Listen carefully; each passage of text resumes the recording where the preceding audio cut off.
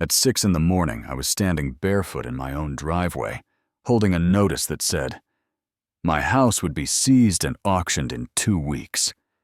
14 days to lose everything I'd worked for because I built a ramp so my mother could get into the house." And the woman behind it all, our HOA president Brenda Collins, stood there with her perfect hair and fake smile, telling the sheriff. He brought this on himself. That was the moment I stopped being polite. My name's Tyler Grant. I'm a firefighter, a single dad, and a son trying to take care of his mother after a stroke. I live in Cedar Creek Reserve, a quiet neighborhood just outside Savannah, Georgia. Older homes, working people, nothing fancy. For the first year, it felt like home. My daughter Lily rode bikes with the neighbor kids. My mom sat on the porch watching the birds. Life finally made sense. Then, Brenda decided I was her project. She showed up at my door one Saturday morning, 7 a.m., sharp tapping her acrylic nails on my door like she was collecting taxes. "Mr. Grant." She said, "We need to talk about that structure you built." I blinked at her, still half asleep, and asked, "You mean the ramp?" She pointed her pen like a dagger. "That unapproved addition is an eyesore. I told her it was for my mom. She can't climb steps anymore." Brenda smiled like she practiced it in the mirror. "Your personal situation doesn't override community standards." That's how she said it. Standards. Like compassion wasn't part of the rule book.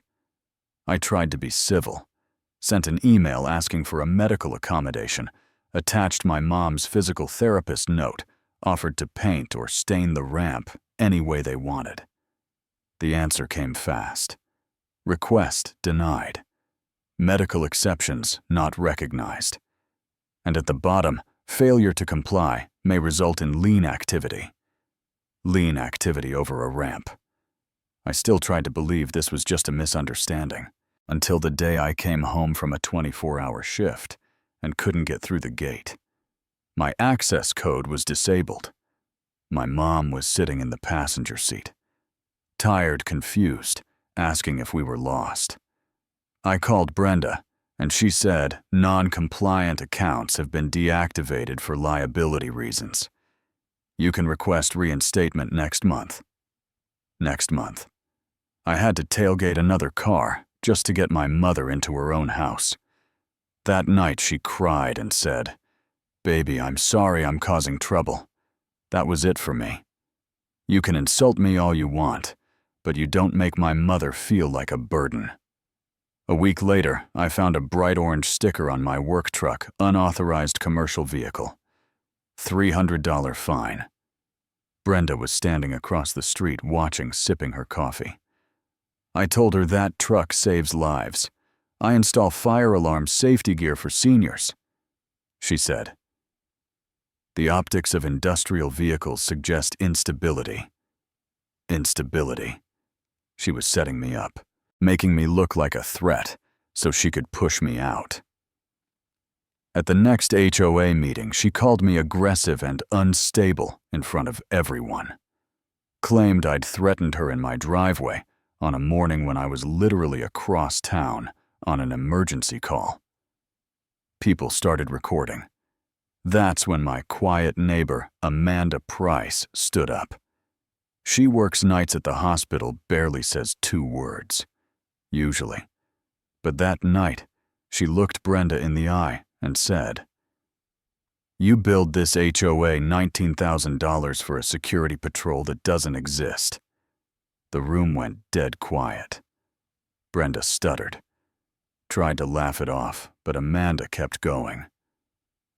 "That company is registered to your sister's boyfriend. He's not a security guard. He works at a tire shop." And then she pulled out paperwork, real proof. Bank statements, property transfers, invoices showing HOA money flowing to Brenda's family. And just like that, the room flipped. Everyone stopped looking at me like I was the problem. For the first time, people saw her for what she was. I went home that night, shaking half with relief, half with anger. Amanda gave me copies of everything. I called a lawyer named Jordan Wells and said I don't have money for this, but I need help. He looked over the documents and said, "Tyler, she's not just being a bully. This is fraud. Blocking access for a disabled resident. That's ADA retaliation, using fake policies to threaten foreclosure. That's mail fraud. And if she's pocketing money from forced sales, we're talking racketeering. Racketeering. Like mob stuff." "Yeah," he said. "Except she's doing it in a beige blazer." We gathered everything. Emails, fake fines, gate logs, every letter she'd mailed. Amanda found more.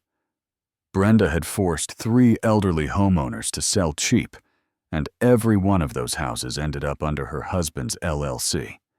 It was a scam, plain and simple. Shake them, scare them, take their homes. So when Brenda called an emergency compliance hearing for my house, I knew what was coming. The notice said the board would vote to start recovery action on my property translation. Take it.